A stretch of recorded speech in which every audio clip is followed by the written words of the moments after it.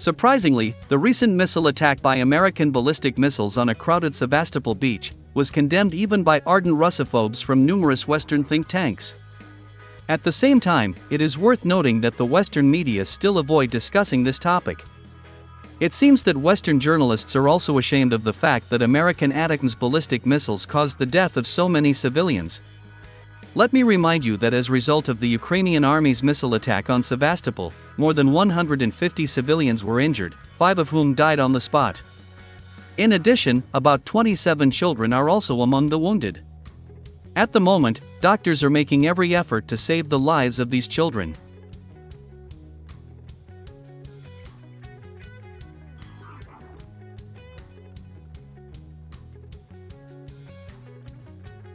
At the same time, it is worth noting that the Ministry of Defense of the Russian Federation has accused the United States of being behind the attack on Sevastopol.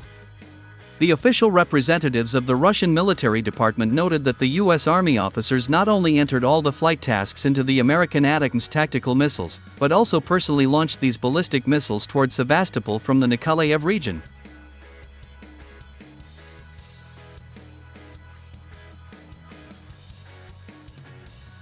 According to the Russian military, air defense systems successfully shot down all 5 American ballistic missiles.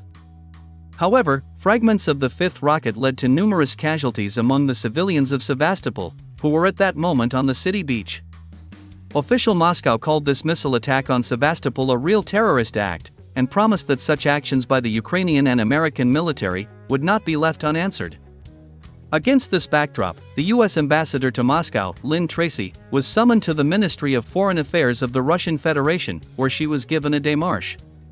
The Russian Foreign Ministry has officially accused the United States of involvement in the missile attack on the civilians of Sevastopol. In addition, Moscow officially informed the U.S. ambassador that it was the U.S. Army officers who launched American ballistic missiles at the civilians of Sevastopol. In the end, the U.S. ambassador to Moscow was told that Russia reserves the right to take appropriate measures for this terrorist attack, and that these measures will not be long in coming.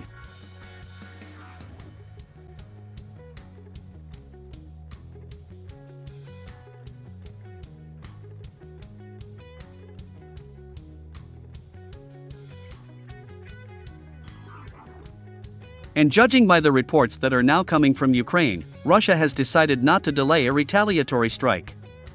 So, on the night of June 24, the Russian aerospace forces, together with missile forces, launched a massive missile strike on the territory of Ukraine. In particular, independent monitoring services and numerous witnesses recorded about 5 powerful explosions in Odessa.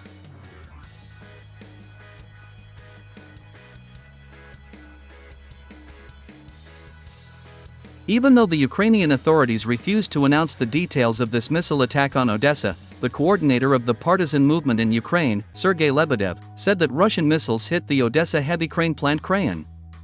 As it turned out, the Ukrainian authorities have not used this plant for its intended purpose for a long time.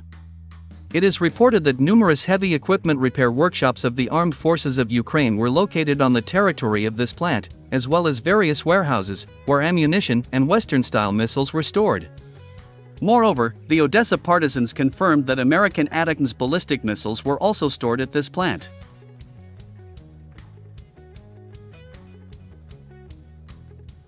At the moment, a strong fire is blazing at the plant, which no one is in a hurry to extinguish due to the ongoing detonation of ammunition.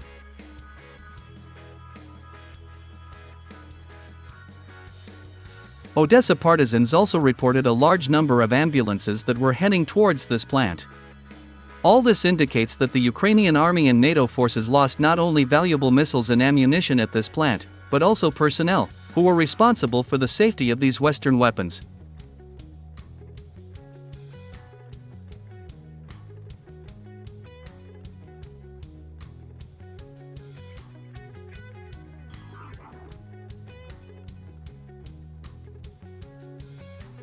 At the same time, it is worth noting that as of June 25, 2024, the Russian massive missile attack on the territory of Ukraine continues. In particular, independent monitoring services confirmed that about 7 Russian missiles were headed toward the Nikolayev region. Residents of Nikolayev also continue to report on social networks about numerous explosions in the city, and a large number of ambulances.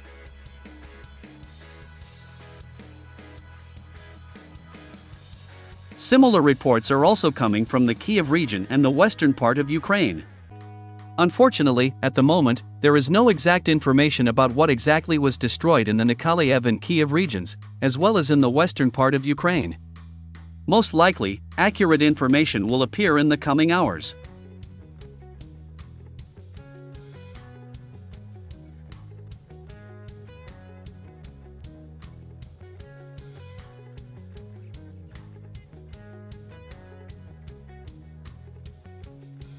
Meanwhile, military experts and analysts from Western think tanks noted with alarm that the Russian armed forces have increasingly begun to use super-powerful FAB-3000 aerial bombs in the zone of a special military operation. According to them, after Russian engineers developed a unified gliding and correction module for the FAB-3000 aerial bomb, the use of these super-powerful bombs against the positions of the armed forces of Ukraine and foreign mercenaries began to acquire a mass character.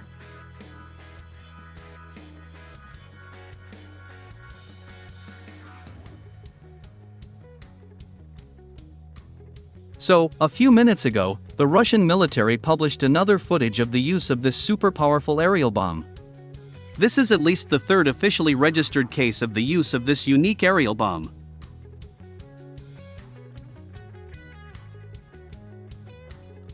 The footage shows how a heavy-duty FAB-3000 aerial bomb hits a two-story building, destroying all life within a radius of 1,200 meters. As it turned out, this building served as a place of temporary deployment of personnel of the armed forces of Ukraine and so-called foreign mercenaries in the Kharkiv direction of the front. According to sources in the Russian military department, the destroyed mercenaries were active duty soldiers and officers of the armies of NATO countries. At the same time, the Russian military confirmed the death of 60 Ukrainian militants, including NATO soldiers and officers.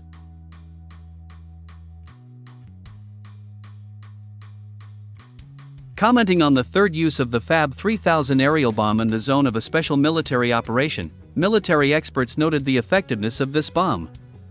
According to them, the main advantage of this bomb lies in its destructive power and radius of destruction.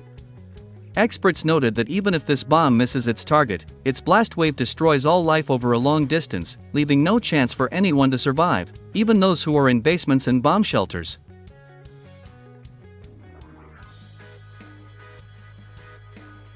At the same time, it is worth noting that these bombs also have a demoralizing effect on the soldiers of the armed forces of Ukraine.